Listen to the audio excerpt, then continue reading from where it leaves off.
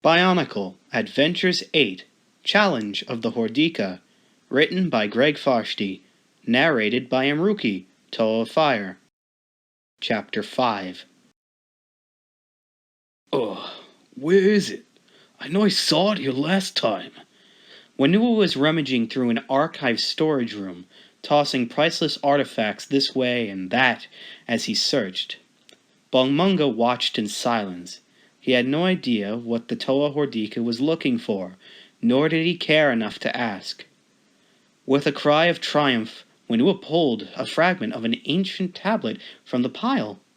He blew the dust off of it and, proudly, displayed it to the Rahaga. This is where I first saw the name Vizorak, he said. It was brought to Metro Nui by traders long ago. It might contain information we can use.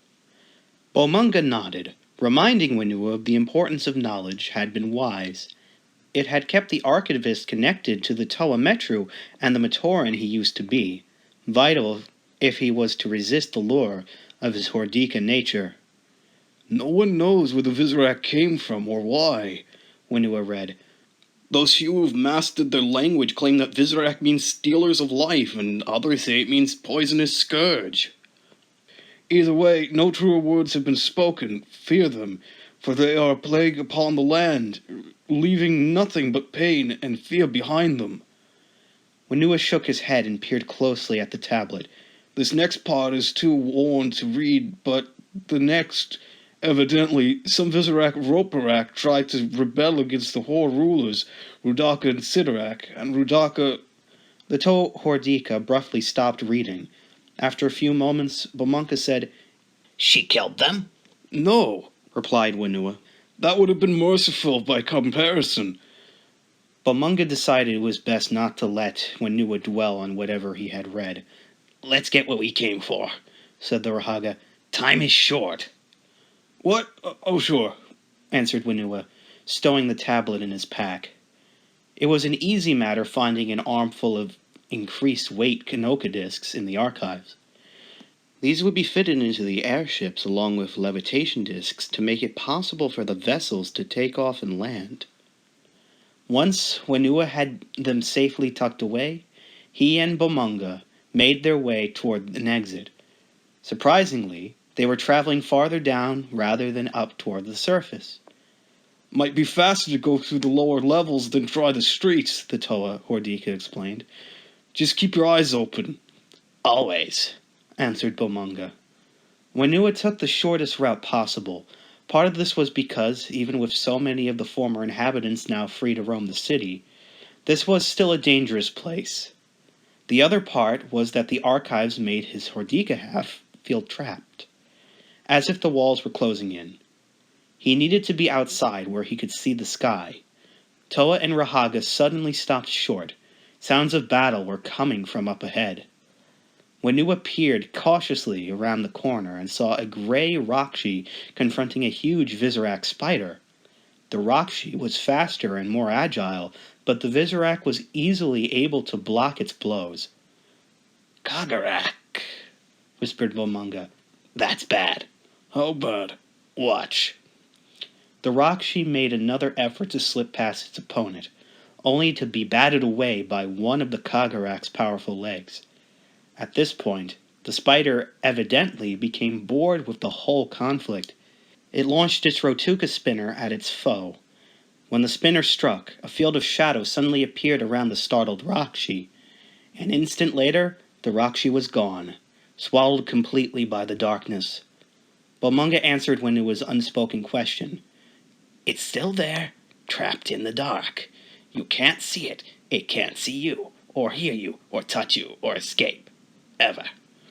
"Right," said Wenua. "Let's try another direction." The two turned around and moved quietly back the way they came. They had gone only a few steps when a shape loomed out of the darkness before them. It was another Kagarak, its eyes fixed on them, its spinner about to launch. "You were a Toa?" said Matau, dumbfounded. "But you're... short? Ugly? A little too Rakshi-like for comfort," said Aruni. "You can say it. I've said the same to myself for ages. And worse. But how? Norik is the storyteller of the group, not me. I don't know. Those fire types always seem to want to tell tales. Must be all that hot air around them, all the time. Iruni did a backflip from a standing start and landed atop a pipe. Who did this to you? How long ago? Asked Matau. Iruni smiled. He could tell what Matau was really thinking. The Toa Hordika was worried he was going to wind up looking like a Rahaga. If he's not careful, he may wind up as something worse. But no point in telling him that, thought Iruni. He's barely hanging on as it is. It's like this. We 6 fought a battle and won, or thought we did. We didn't realize that our enemy had friends who would want revenge. Koalas, Bamunga, Pooks, and Gaki were ambushed and mutated. Nork and I weren't with them for different reasons. He and I saved the others from dying, but not before we were mutated ourselves. And here we are, one big happy family of freaks. You didn't completely answer my question, said Matau. Iruni swung from the pipe, did a somersault in midair, and landed on top of a piece of machinery. That's right. You wanted to know who would be cruel and sadistic enough to do this to another living being? What kind of monster could take delight in the suffering of another?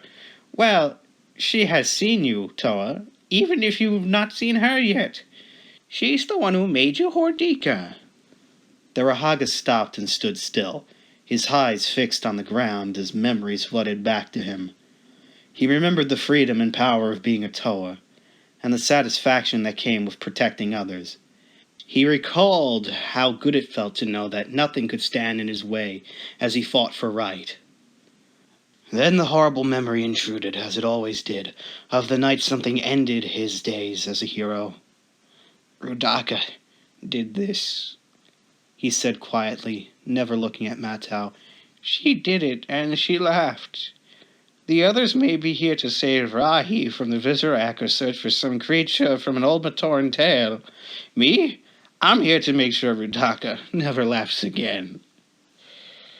Matau was not sure what to say. He had been so occupied dealing with what he had become and worrying about how to reverse it that he had not stopped to ponder vengeance. But he supposed that if you're condemned to a lifetime of living like the Rahaga, there might be little else to think about.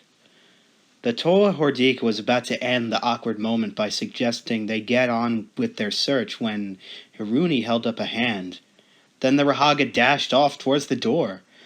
By the time Matau reached there, Iruni had shut it tight and was piling rubble in front of it. "They're coming," he said. "Help me block this door." Matau didn't need to ask who he was referring to. He could already hear the Vizorak scratching on the outside of the door. It sounded like dozens. "Are there other ways in?" asked Iruni. "Windows, but they're tight-locked," said Matau, struggling to think. The nearness of the Vizorak was making his Hordika side want to flee. The hangar doors on the roof. If they were damaged by the quake, they could be open." Without waiting for the Rahaga, Matau ran up the stairs that led to the roof.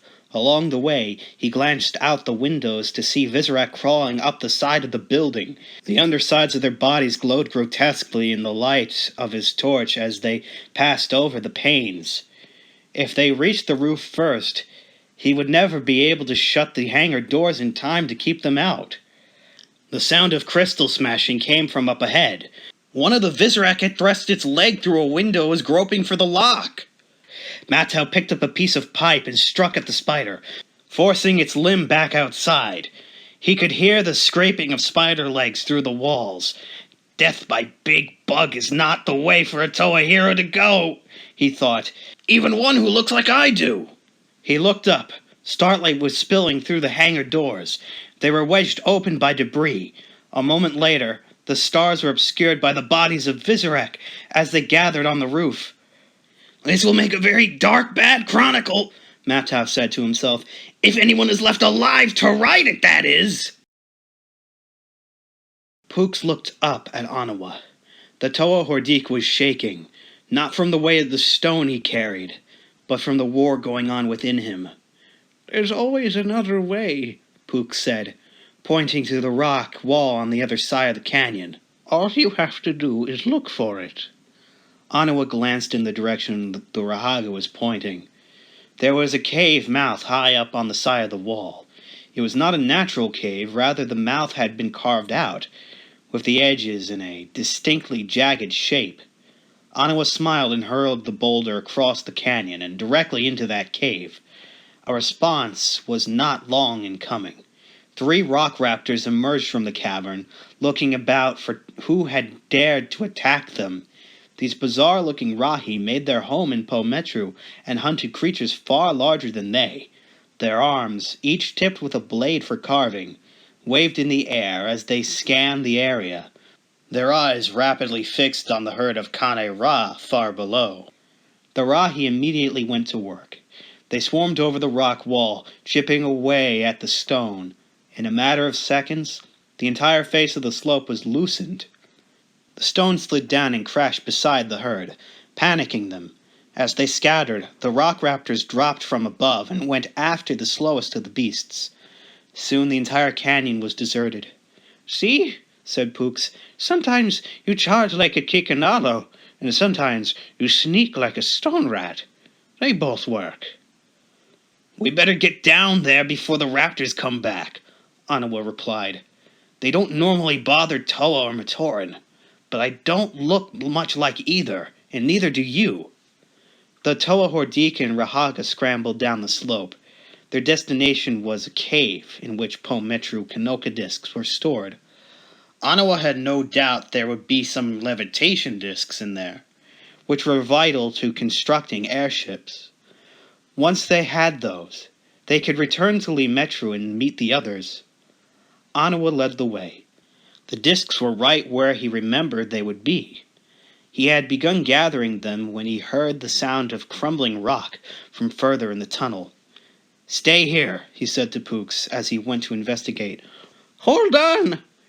"Stay here, I said," Anawa snapped. "If there's something back there, well, one of us has to get these discs back to the others." The Toa Hordika moved cautiously down the tunnel. At one point, a stone snake slithered toward him, a good 6 feet long and powerful enough to crush rock in its coils. Ordinarily, this would have been a problem, but the snake seemed as disturbed by the Hordika as Anawa was by it, and made a quick exit. The source of the noise was easy to spot. An entire section of tunnel wall had collapsed, revealing a cavern beyond. It wasn't until Anawa stepped through the hole that he realized it was a chamber carved out of the rock. His Rahi side sensed danger. It took more willpower than he thought he possessed to keep from fleeing. Even with the enhanced senses of a Hordika, it was hard to see. He reached out for the wall. His hand passed over a series of carvings, made relatively recently by the feel of them. Anawa ran both hands over them, trying to make out what they represented. A chill ran through him. The carvings were a formula of sorts, the kind of thing Komatoran and knowledge towers might study. He wished Nuju were here to interpret this. He wished almost anyone else was here in place of himself. Twin suns, a time of shadow, the great spirit trapped in slumber, the universe gone dark. Anawa jerked his hand away from the carvings as if he had been burned. Suddenly, he knew what this place was, and who it had belonged to. This was one of Makutsa's lairs, he thought. This was where he calculated when the suns would go dark and planned his crime against the Matoran. No wonder my Hordika side is raging inside me. It senses the evil that was done here. Anawa turned to leave and stumbled. He bent down to discover a tablet lying on the floor. It was too dark to tell what was written on it, so he picked it up and carried it out with him. Perhaps it will contain some valuable information, he hoped. A key to reversing this transformation or finding this Kitangu the Rahaga spoke of. Something, anything, to change our destiny. At the mouth of the cave, Pooks watched the stone snake slither by, winding its way rapidly into the mountains. Serpents were not his speciality. That was Norik's domain, but something about that creature just didn't feel right. He glanced behind, but Anawa was nowhere in sight. If he was correct, there was no time to waste trying to find the Toa Hordika. He would have to do this job himself. Pook's ready to spin her and set off after the stone snake. If I catch it, maybe I can find out what it is that's disturbing me, he reasoned. And if it catches me... He decided it was best to not even think about that. Pooks! I found... Anawa stopped short. The Rahaga was gone. He looked around, but there was no sign of a struggle or any trail. Half Rahi he might be, but a skilled tracker Anawa was not. He looked at the tablet and began to read. After a few moments, the experience began to remind him of the time he had fallen into a troller nest. The sand and slime had clung to him, and little by little he began to sink into the morass. He thought he would never escape, and he knew that, even if he did get away, he would never feel clean again. His eyes fixed on one sentence, he read it over again, then a third and fourth time. He kept hoping the words would change, but they didn't. Suddenly, everything made sense to Anawa, and at the same time, nothing did at all. He only knew one thing. He had to get this to the other Toa. They have to know the truth, he said to himself, even though it will destroy us all. End of chapter 5.